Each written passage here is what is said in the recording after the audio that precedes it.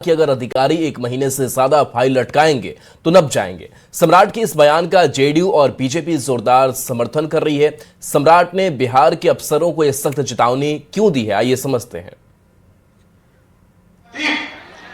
कोई भी पदाधिकारी यदि फाइल अपने पास रखेगा तो उसके खिलाफ कार्रवाई भी करने का काम करेगा। बिहार के सीएम सम्राट चौधरी ने बिहार के अधिकारियों को लेकर बड़ी बात कह दी। सम्राट चौधरी ने कहा, कोई भी अफसर यदि फाइल लटकाएगा तो उसे बख्शा नहीं जाएगा। सम्राट चौधरी ने बिहार के अफसरों को सीधी सीधी चेतावनी दे डाली, अगर अधिकारी 1 महीने से ज्यादा फाइल अटकाएंगे तो नप जाएंगे। सम्राट के इस बयान का मतलब साफ है कि वो ब्यूरोक्रेसी में सुधार चाहते हैं, फाइल लटकाने और भटकाने का जो सिस्टम है उसे बदलना चाहते हैं। सीएम के इस बयान का बीजेपी और जेडीयू दोनों ने पुरजोर समर्थन किया है। सरकार आम जनता के लिए है, यह लोकतंत्र है। जो भी आम जनता का काम है वो तुरंत होना चाहिए, त्वरित गति से होना चाहिए। माननीय मुख्यमंत्री जी लगातार बोल रहे हैं, उसको धरातल पर भी उतारने का काम माननीय मुख्यमंत्री जी करेंगे। निश्चित रूप से कार्यपालिका को राज्य के माननीय मुख्यमंत्री द्वारा यह जिम्मेवारी देना कि विधि सम्मत प्रक्रिया तय है, उसके बावजूद भी लटकाऊ प्रवृत्ति जो रहता है, यस या नो नहीं करना। आखिर सम्राट चौधरी ने अफसरों को ये चेतावनी क्यों दी? दरअसल सम्राट चौधरी ने इस बयान के जरिए अधिकारियों को बड़ा संदेश दिया है। बिहार में कामकाज लटकाने का जो सिस्टम है उसे बिहार के नए सीएम खत्म करना चाहते हैं। बिहार में लाल फीताशाही पर लगाम लगाना चाहते हैं। सीएम ने अफसरों को संदेश दिया कि वो समय सीमा के भीतर काम करें। सम्राट अधिकारियों को प्रशासनिक दक्षता बढ़ाने की बात कह रहे हैं। इसका मकसद साफ है कि जनता को छोटे छोटे कामों के लिए सरकारी दफ्तरों के चक्कर न काटने पड़े। फाइलों को लटकाकर घूस मांगने या देरी करने वाले लापरवाह अफसरों को ये सीधा अल्टीमेटम है, अफसर या तो काम करें या फिर परिणाम भुगतने को तैयार रहें। सम्राट चौधरी के इस बयान के बाद सरकारी विभागों में हड़कंप की स्थिति है। जब लटकाने की इच्छा होती है तो पदाधिकारी, खास करके जो लोग ऊपर वाले हैं, सचिव या डीजीपी या एडीजी हेडक्वार्टर, तो वो उसमें लिख देंगे विमर्श, एक शब्द वर्षों तक लटका रहे। कामराज नहीं थे पढ़े लिखे, उनको अंग्रेजी तो आती ही नहीं थी, तमिल अच्छा जानते थे। तो उनके पास जब फाइल आती थी, लोगों ने उनसे पूछा कि सर आपको तो अंग्रेजी आती नहीं है तो आप कैसे कर लेते हैं? उन्होंने कहा हमको 2 ही चीज अंग्रेजी आनी चाहिए। किसी से बुला के पूछेंगे कि सेक्रेटरी ने क्या लिखा है तो हमको तमिल में समझा देगा, हम कहेंगे दिस शैल बी डन। सम्राट चौधरी ने अफसरों को ये चेतावनी यूं ही नहीं दी है। बिहार में अफसरों की लापरवाही की खबरें अक्सर आती रहती हैं। अफसरों के बर्ताव की वजह से जनता परेशान रहती है। ऐसे में अब समय आ गया है कि बिहार में ऐसी लटकाने और भटकाने वाली व्यवस्था को पूरी तरह से खत्म किया जाए। न्यूज़ 18 के लिए मुंगेर से अरुण शर्मा के साथ पटना से आनंद अमृतराज की रिपोर्ट। और वहीं 25 अप्रैल को गया जी में एक कार्यक्रम के दौरान केंद्रीय मंत्री जीतन राम मांझी ने कहा कि संतोष कुमार सुमन उनके सौतेले बेटे हैं, लेकिन उन्होंने हमेशा उन्हें अपने बेटे की तरह पाला, वहीं उनके राजनीतिक उत्तराधिकारी बने। सवाल है कि जीतन राम मांझी ने संतोष मांझी को सौतेला बेटा क्यों कहा? देखते हैं इस रिपोर्ट में। समय समय पर अपने बयानों को लेकर चर्चा में रहने वाले केंद्रीय मंत्री और हिंदुस्तानी आवाम मोर्चा के संरक्षक जीतन राम मांझी का एक बयान फिर से चर्चा में है। आजकल सर सतेला के बात हुए हैं। 25 अप्रैल को गया जी के एक कार्यक्रम में जीतन राम मांझी ने बेटे संतोष कुमार सुमन का जिक्र करते हुए सौतेले शब्द का जिक्र किया। आजकल सर सतेला के बात हुए है तो हनी धिया पुता के सिखावा यो बात कि का हुआ है, कैसे पढ़ा है, सटेली माई में डरने का है, का कर रहे हैं, लेकिन हम ओकरा पर कंट्रोल पे कहा, लेकिन ना। अब आपके मन में ये सवाल उठ रहा होगा कि जीतन राम मांझी ने संतोष कुमार सुमन को सौतेला बेटा क्यों कहा? इस सवाल का जवाब खुद जीतन राम मांझी ने उसी कार्यक्रम में दिया। मांझी ने बताया कि संतोष सुमन जब महज 8 महीने के थे तब उनकी मां का निधन हो गया। ऐसे मुश्किल वक्त में उनका पालन पोषण परिवार के सहयोग से हुआ। संतोष की परवरिश उनकी चाची ने अपने दूध से की।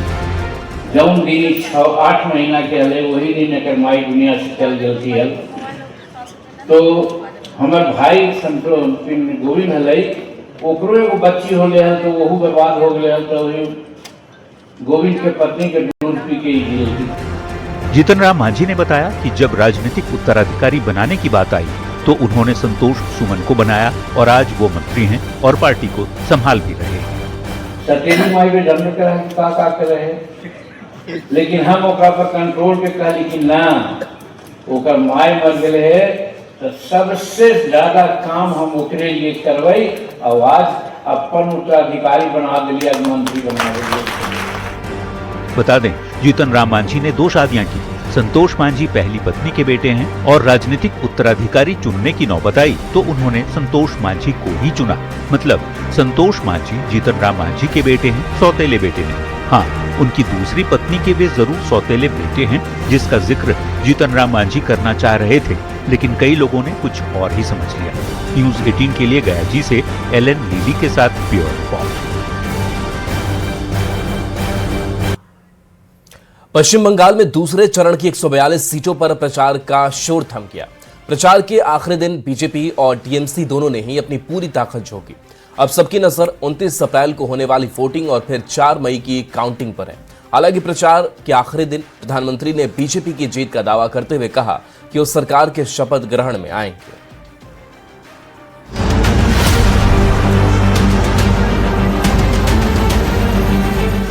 और शाम के 6 बजते ही पश्चिम बंगाल में चुनावी शोर थम गया। प्रचार के आखिरी दिन बीजेपी ने अपनी पूरी ताकत झोंक दी। एक तरफ प्रधानमंत्री नरेंद्र मोदी ने बैरकपुर में विशाल रैली कर आखिरी दांव चला, वहीं अमित शाह ने कोलकाता के बेहाला में रोड शो कर शक्ति प्रदर्शन किया। आखिरी दौर में बीजेपी के दोनों स्टार प्रचारक चुनावी मैदान में उतरकर वोटरों तक पहुंचने की कोशिशों में जुटे रहे। पीएम मोदी ने हुंकार भरते हुए कहा कि बिहार, ओडिशा के बाद बंगाल की बारी है। अब 4 मई के बाद सीधे बीजेपी सरकार के शपथ ग्रहण में ही आऊंगा।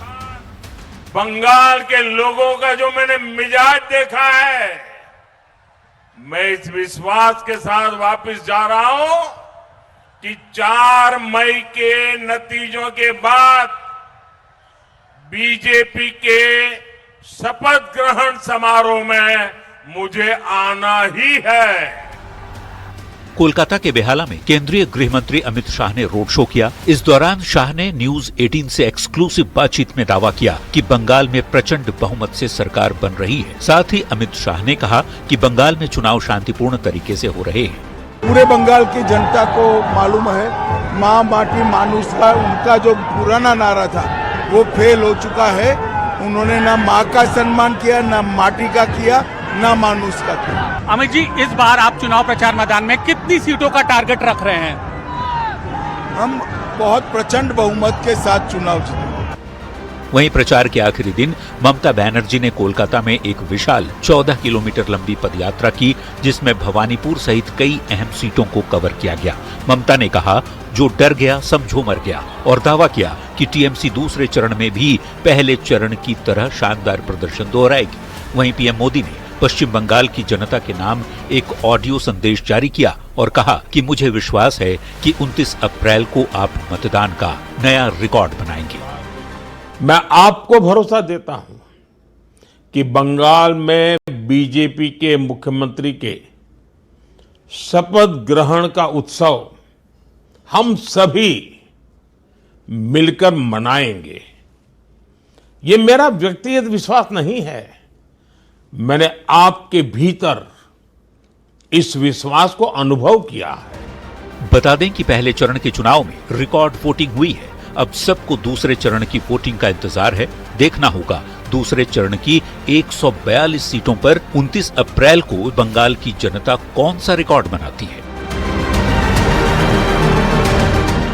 Bureau report, news 18।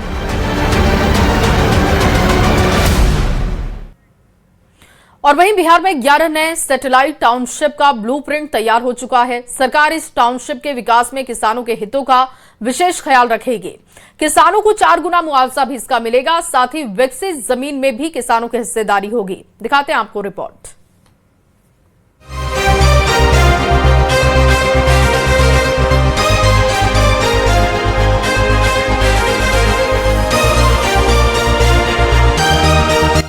बिहार के शहर अब देश के बड़े शहरों से मुकाबला करेंगे। बिहार के शहरों में हर वो अत्याधुनिक सुविधा होगी जो देश के नामचीन शहरों में मौजूद है। बिहार के नए सीएम सम्राट चौधरी ने कैबिनेट की बैठक में 11 नए सैटेलाइट टाउनशिप विकसित करने को मंजूरी दी है। सरकार 11 जगहों पर नए आधुनिक शहर बसाने जा रही है। सैटेलाइट टाउनशिप कैसे विकसित होगा, अब इसका ब्लूप्रिंट भी सामने आ गया है। इस योजना को लेकर नगर विकास विभाग के प्रधान सचिव विनय कुमार ने बड़ी जानकारी दी। टाउनशिप के लिए जमीन अधिग्रहण पारदर्शी तरीके से किया जाएगा। किसानों के हितों का विशेष ध्यान रखा जाएगा। किसानों को जमीन के बदले बाजार दर का 4 गुना तक मुआवजा दिया जाएगा। किसानों को विकसित जमीन में भी हिस्सा मिलेगा। किसानों की कुल जमीन का करीब 55% हिस्सा डेवलप करके वापस दिया जाएगा, यानी किसान इस प्रोजेक्ट के शेयर होल्डर भी बनेंगे। हर टाउनशिप में निवेश आकर्षित करने और रोजगार बढ़ाने पर जोर दिया जाएगा। कमजोर वर्ग के लिए 5% जमीन आरक्षित रखने का भी इसमें प्रावधान है। हर किसान जिसकी जमीन टाउनशिप्स के लिए आ रही है, उनमें से किसी को भी भूमिहीन नहीं होना पड़े। हम नए टाउनशिप्स का विकास लैंड पूलिंग के माध्यम से मोस्टली करना चाहते हैं। मुख्य बात यह है कि जब टाउन प्लानिंग स्कीम में किसान अपनी ज़मीन देंगे तो कम से कम 55% ज़मीन हम उनको वापस करेंगे डेवलप करके। पहली बात है कि जो किसान हैं उनको हम शेयर होल्डर्स बना रहे हैं इस डेवलपमेंट में, उनको हम वंचित नहीं कर रहे हैं, किसी को भी भूमिहीन हम नहीं करेंगे, नंबर 1। नंबर 2, जो भूमि का अप्रिसिएशन होगा उसका वो हक उनको मिलेगा। सरकार ने सैटेलाइट टाउनशिप को लेकर इन जगहों पर अभी से ही जमीन की खरीद बिक्री पर रोक लगा दी है। जिन इलाकों को सैटेलाइट टाउन के रूप में चिन्हित किया गया है, वहां मार्च 2027 तक सीमित दायरे में ही जमीन की खरीद बिक्री पर रोक लगाई गई है। सरकार इस साल अक्टूबर-नवंबर तक इन सैटेलाइट टाउनशिप का ड्राफ्ट प्लान जारी करेगी। बिहार के विकास मॉडल में ये बड़ा बदलाव माना जा रहा है। न्यूज़ 18 के लिए पटना से रवि एस नारायण की रिपोर्ट।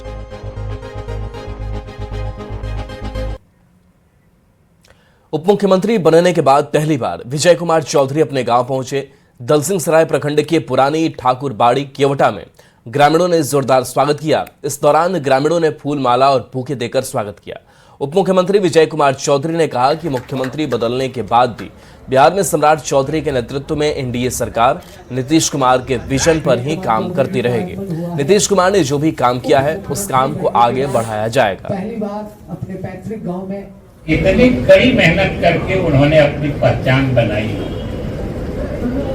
और उसके बाद से आपके आशीर्वाद से हम लोगों ने भी बस उन्हीं की विरासत को आगे बढ़ाया है। और आप लोगों का सहयोग जो हर वर्ग हर तरफ से मिला है, इसको यही हमारी पूंजी, यही हमारी खाती। और सच पूछते हैं तो हम इसी के बल पर आगे बढ़ते हैं और हम जहां भी रहते हैं आपका ये प्रेम, स्नेह, आशीर्वाद हमेशा याद रहता है। और वैशाली से खबर, जहां वैशाली में एक नवविवाहिता ने फांसी लगाकर आत्महत्या कर ली। आत्महत्या से पहले नेहा ने अपनी मां और पति को इमोशनल वॉइस मैसेज भी भेजा था।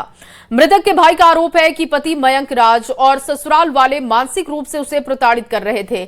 अपनी मां को भेजे संदेश में नेहा ने अपनी तड़प बयां करते हुए पति को सजा दिलाने की बात कही है। देखते हैं ये रिपोर्ट। हाजीपुर, एक नवविवाहिता ने अपनी जीवन लीला समाप्त कर ली। मात्र 6 महीने पहले ब्याही गई। महज 180 दिन पहले जिस घर से डोली उठी थी, किसे पता था कि वहां से इतनी जल्दी अर्थी निकल जाएगी।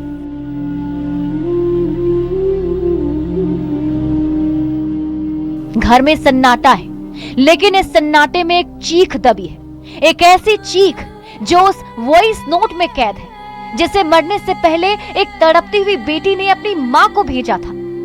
उस आवाज में दर्द था, बेबसी थी और था अपने पति के खिलाफ वो कड़वा सच जिसे वो अब और नहीं सह सकी।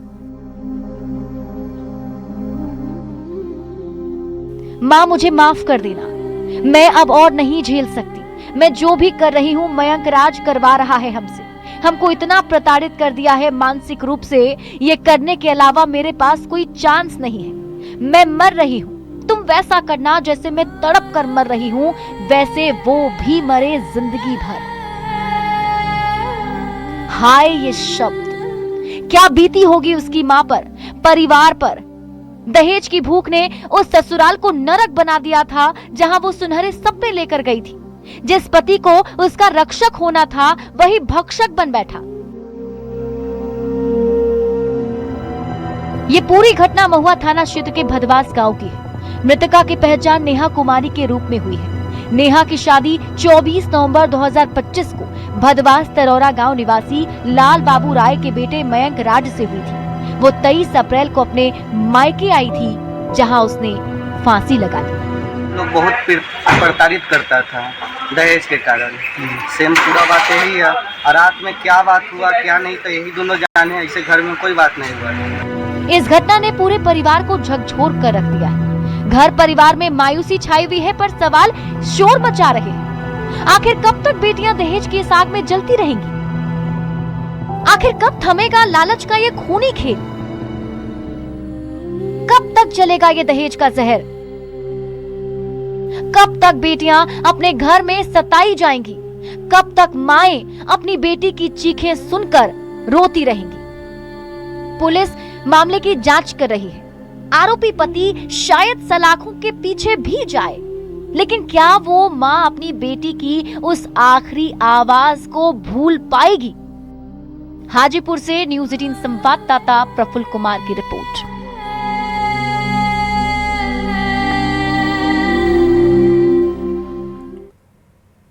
समस्तीपुर में बदमाशों के हौसले इस तरह बुलंद हैं कि बंधन बैंक की शाखा में दिन दहाड़े 1,08,000 रुपए की लूटपाट हुई। 5 नकाबपोश अपराधियों ने बैंक कर्मचारियों को गन पॉइंट पर लेकर न केवल नकदी लूटी बल्कि ग्राहकों के साथ भी मारपीट की। ये रिपोर्ट आपको दिखाते हैं।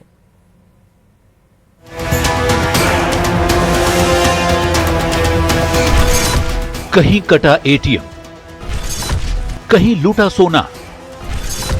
क्या मतलब समस्तीपुर पुलिस का होना या ना होना?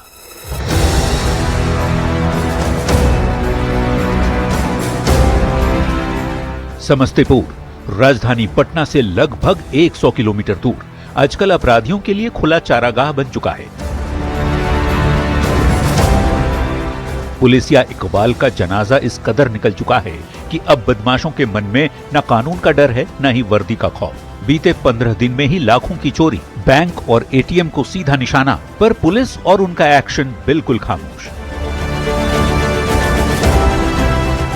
ताजा मामला बंधन बैंक का है, जहां हथियारों से लैस 5 नकाबपोश अपराधी बैंक में दाखिल होते हैं, कर्मचारियों को गन पॉइंट पर लेते हैं और महज कुछ मिनटों के अंदर 1,08,000 रुपये लूटकर बड़े आराम से फरार हो जाते हैं। ये कोई पहली घटना नहीं बल्कि अपराध की एक लंबी चेन है। अब 6 स्टाफ आया था जी, 4 आगे स्टाफ यहाँ पे था और 5-6 लड़का आया था, सभी के हाथ में गन था और स्टाफ लोग ने कहना हुआ कि आया जैसे तैसे सबका मोबाइल लेके, फिर मोबाइल जमा करके कस्टमर लोग का भी मोबाइल लेके, उसके बाद बोला कि जहाँ जो है सब ला। हार्ड डिस्क जितना था, कैमरा जितना था सब नोच लिया और लॉकर में मेरा पैसा था 1,08,650 रुपया, वो भी ले लिया। चलिए आपको ले चलते हैं थोड़ा पीछे। अभी कुछ दिन पहले अपराधियों ने कैनरा बैंक का एटीएम गैस कटर से काटकर पुलिस को खुली चुनौती दी थी। लग्जरी एसयूवी कार में सवार अपराधी आए और लाखों रुपये उड़ा ले गए। तब भी पुलिस का वही रटा रटाया जुमला, जांच जारी है। रायरंजन थाना अंतर्गत ग्राम झखरा है, वहाँ बंधन बैंक का एक यूनिट था, उसमें करीब 1:45 के आसपास बजे कुछ अपराध कर्मी आए और लूट के घटना का अंजाम दिए हैं। बैंक का 1,08,000 रुपया ले गए। कांड का अनुसंधान किया जा रहा है और छापामारी शुरू हो गई है। बहुत जल्दी कांड का उद्भेदन किया जाएगा। इतना ही नहीं, इससे पहले एक ज्वेलरी शॉप में हथियार के दम पर बड़ी लूट को अंजाम दिया गया था, जो दुकान में लगे सीसीटीवी कैमरे में कैद हो गया। यहाँ भी पुलिस का वही पुराना रवैया, जल्द ही एक्शन लिया जाएगा। लेकिन कब? शहर के पॉश इलाकों से लेकर ग्रामीण बैंक की शाखाओं तक अपराधी अपनी मर्जी से वारदात की जगह चुनते हैं और समस्तीपुर की पुलिस सिर्फ एफआईआर की फाइलें भरने में व्यस्त है। आखिर समस्तीपुर की पुलिस क्या कर रही है? जिले की सड़कों पर गश्त कहां है? क्या खुफिया तंत्र फेल हो चुका है? क्या खाकी का काम सिर्फ मुआयना करना रह गया? घटनाओं के बाद जांच जारी है का जुमला कब तक? एक के बाद एक बैंक, एटीएम, दुकानें और घर लूट रहे हैं, लेकिन अपराधों पर लगाम के नाम पर पुलिस का कोई डर नहीं दिख रहा। आज बंधन बैंक की लूट ने एक बार फिर सुरक्षा व्यवस्था की पोल खोल दी। न्यूज 18 के लिए समस्तीपुर से मुकेश कुमार की रिपोर्ट।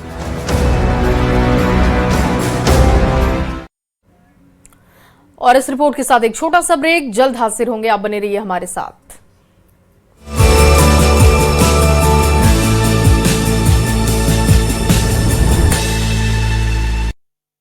सीएम सम्राट चौधरी ने बिहार के अफसरों को सख्त चेतावनी दी है। सीएम ने कहा, अगर अधिकारी 1 महीने से ज्यादा फाइल लटकाएंगे तो नप जाएंगे। सम्राट चौधरी के इस बयान का जेडीयू और बीजेपी ने जोरदार समर्थन किया है। सम्राट ने बिहार के अफसरों को ये सख्त चेतावनी क्यों दी है, आइए समझते हैं। 1 महीने से अधिक कोई भी पदाधिकारी यदि फाइल अपने पास रखेगा तो उसके खिलाफ कार्रवाई भी करने का काम करेगा। बिहार के सीएम सम्राट चौधरी ने बिहार के अधिकारियों को लेकर बड़ी बात कह दी। सम्राट चौधरी ने कहा, कोई भी अफसर यदि फाइल लटकाएगा तो उसे बख्शा नहीं जाएगा। सम्राट चौधरी ने बिहार के अफसरों को सीधी सीधी चेतावनी दे डाली, अगर अधिकारी 1 महीने से ज्यादा फाइल अटकाएंगे तो नप जाएंगे। सम्राट के इस बयान का मतलब साफ है कि वो ब्यूरोक्रेसी में सुधार चाहते हैं, फाइल लटकाने और भटकाने का जो सिस्टम है उसे बदलना चाहते हैं। सीएम के इस बयान का बीजेपी और जेडीयू दोनों ने पुरजोर समर्थन किया है। सरकार आम जनता के लिए है, यह लोकतंत्र है। जो भी आम जनता का काम है वो तुरंत होना चाहिए, त्वरित गति से होना चाहिए।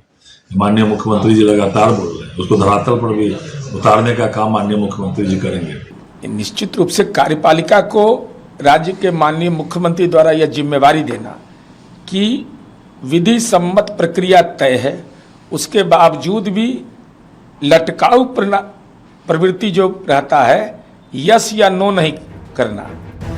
आखिर सम्राट चौधरी ने अफसरों को ये चेतावनी क्यों दी?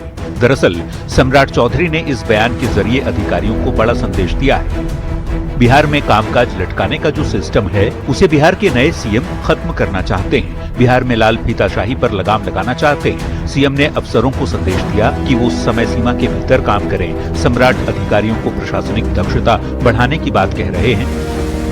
इसका मकसद साफ है कि जनता को छोटे छोटे कामों के लिए सरकारी दफ्तरों के चक्कर न काटने पड़े। फाइलों को लटकाकर घूस मांगने या देरी करने वाले लापरवाह अफसरों को ये सीधा अल्टीमेटम है, अफसर या तो काम करें या फिर परिणाम भुगतने को तैयार रहें। सम्राट चौधरी के इस बयान के बाद सरकारी विभागों में हड़कंप की स्थिति। जब लटकाने की इच्छा होती है तो पदाधिकारी, खास करके जो लोग ऊपर वाले हैं, सचिव या डीजीपी या एडीजी हेडक्वार्टर,